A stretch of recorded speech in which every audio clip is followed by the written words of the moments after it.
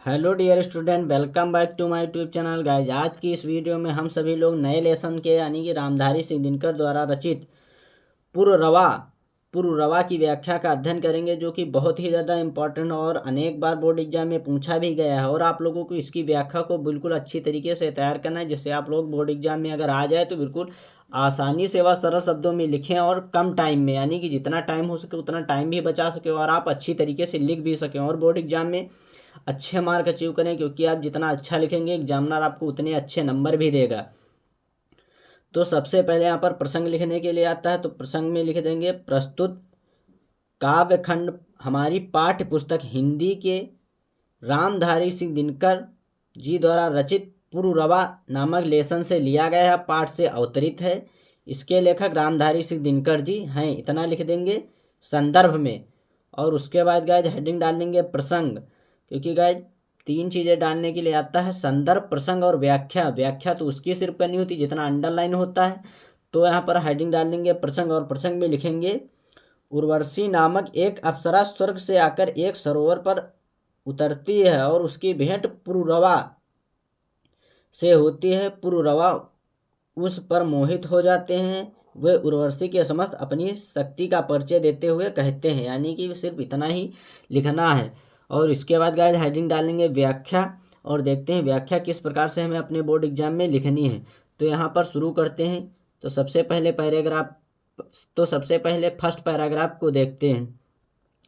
कौन है अंकुश, इसे मैं भी न पहचानता हूँ, पर सरोवर के किनारे कंठ में जो जल रही है उस तृष्णा उस वेदना को जानता हूँ। अंकुश मिस होता है प्रतिबंध और तृष्णा मिस होता है प्यास।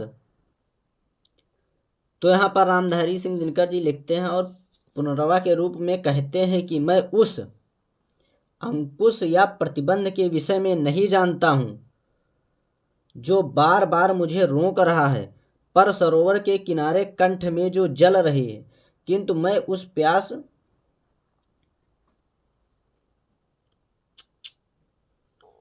पुररवा कहते हैं कि मैं उस अंश या प्रतिबंध के विषय में नहीं जानता हूँ जो बार बार मुझे रोक रही है, किंतु मैं उस प्यास की असीम व्यथा और घोर तृष्णा को अच्छी प्रकार से पहचानता हूँ, जो इसी सरोवर के किनारे पर मीठी कसक बनकर मेरे कंठ में जल रही है।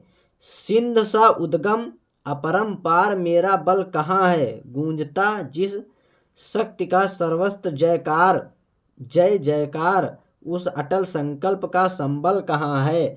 और कहते हैं पुनर्वा, सिंधु के समान प्रबल और उद्दंड और ऊंची ऊंची हिलोरे लेता हुआ मेरा बल इस समय कहाँ चला गया है, गूंजता जिस शक्ति का सर्वत्र जय जयकार।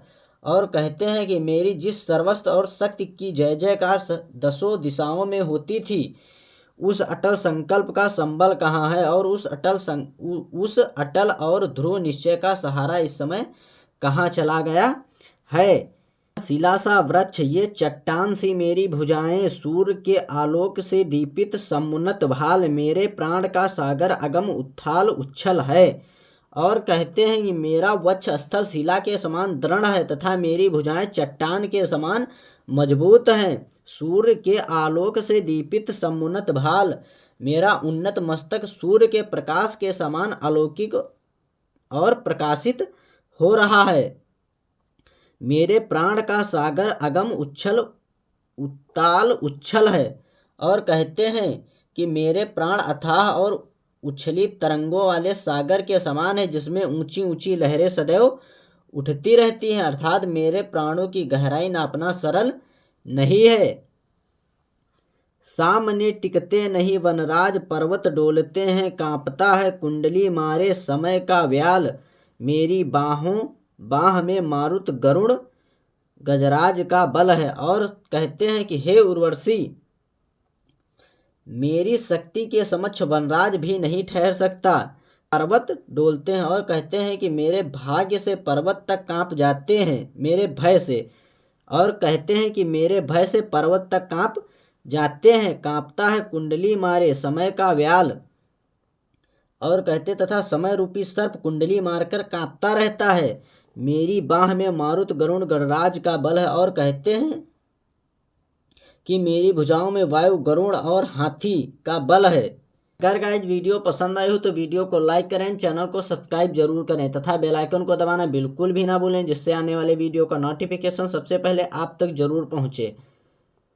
तो अगली की वीडियो में नीचे के पैराग्राफ की व्याख्या को लेकर मिलेंगे, तब तक के लिए गुड बाय।